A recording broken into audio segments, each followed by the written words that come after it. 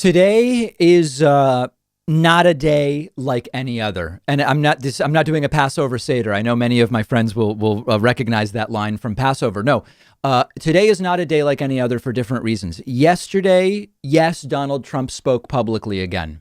Yes, we are going to discuss it. Yes, I am going to play some clips. But Donald Trump has now gone over a line where he is just 5.5 weeks away from the election, refusing to say that there will be a peaceful transition of power should he lose. He will not commit to a peaceful transition.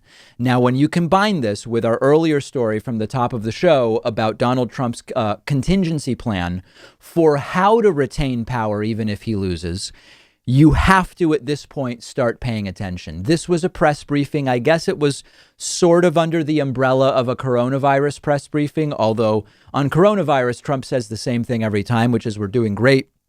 Everything's fine on the virus. And then the questions started from the press corps, and Donald Trump was asked, will you commit to a peaceful transfer of power? And Donald Trump refuses to commit to it, and he's a wannabe dictator, and we should all be very, very scared. Win, lose, or draw in this election, will you commit here today for a peaceful transferal of power after the election? And there has been rioting in Louisville. There's been rioting in many cities across this country, red and your so-called red and blue states.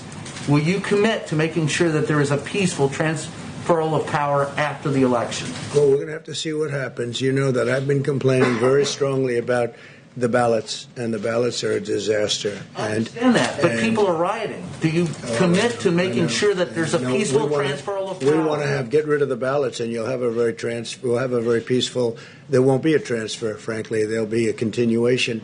The ballots are out of control. You know it.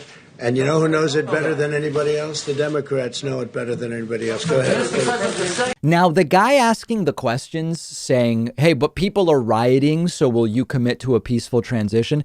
It's actually a non sequitur. And you know, we have protests that are mostly peaceful. And now there is unrest because of what's going on with Breonna Taylor in Kentucky, which we already talked about. I don't really love the framing of will you commit to a peaceful transfer of power because there are riots? It's like, well, hold on. Will you commit to a peaceful transfer of power is really the full question. You don't need anything else with it. But this is the red alert, the reaction from Donald Trump. We don't have to speculate that Donald Trump might not leave or will try not to leave, to be clear, because he's saying it in broad daylight. I have to see the results first before I commit to a peaceful transfer of power, even if I lose. When Trump says the way it will be peaceful is if we don't have the ballots, he's referring to vote absentee by mail, which Trump thinks would lead to him winning. He is essentially saying, if the results are that I won, we will have a peaceful transition, in that there will be no transition, because if the election is fair, I will win. This is an extraordinarily dangerous thing to say. All standard bullet points apply. Everybody has to vote. This is not a rehearsal. This is happening. He's doing it. It's outrageous. And it didn't get any less crazy. Just a couple of other clips. Donald Trump was told during the briefing that Prince Harry and Meghan Markle will not be supporting him.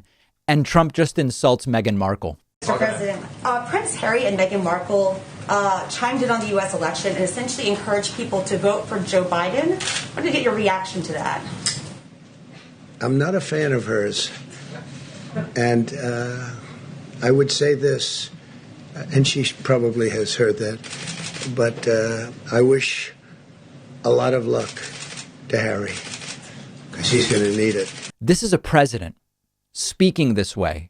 And then Trump brings up, and we'll discuss this later, that mixing the flu with the China virus, as he calls it, will be interesting.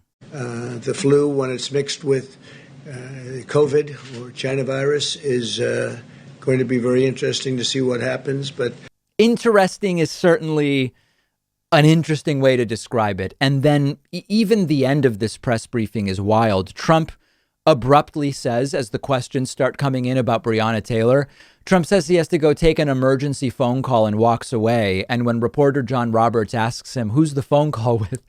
Trump just says it's very important. Leave for an emergency phone call. I'm going to let Scott and Larry finish that. Larry's going to talk about the economy.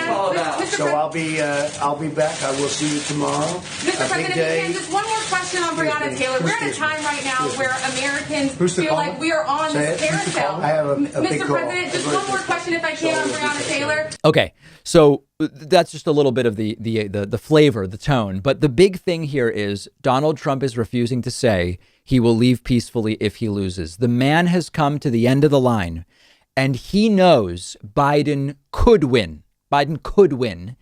And he is going to pull out all the stops and see if he can get away with it. And why wouldn't he? He's gotten away with so much so far.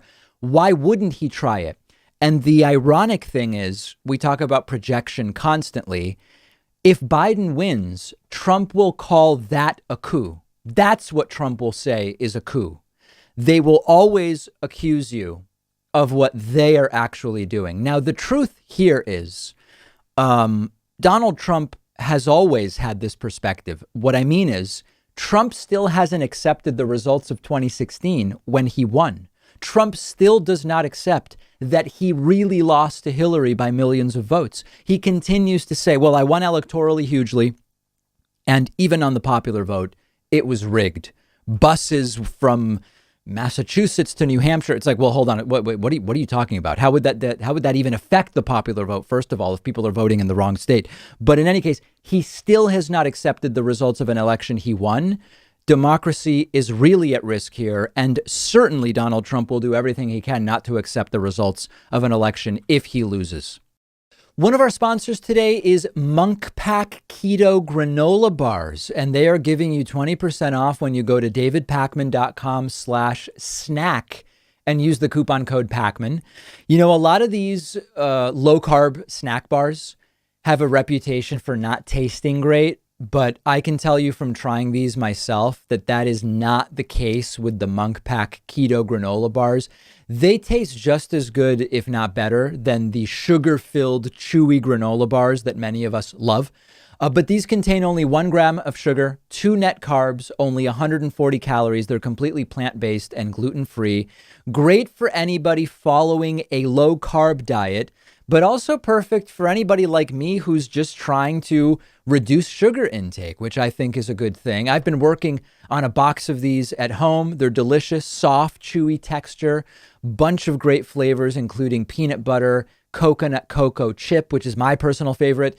It's great for a quick breakfast, a snack in the afternoon. I have been loving these. You can get to their website by going to davidpakman.com/snack. The link is under this video, and you'll get 20% off when you use the coupon code Pakman.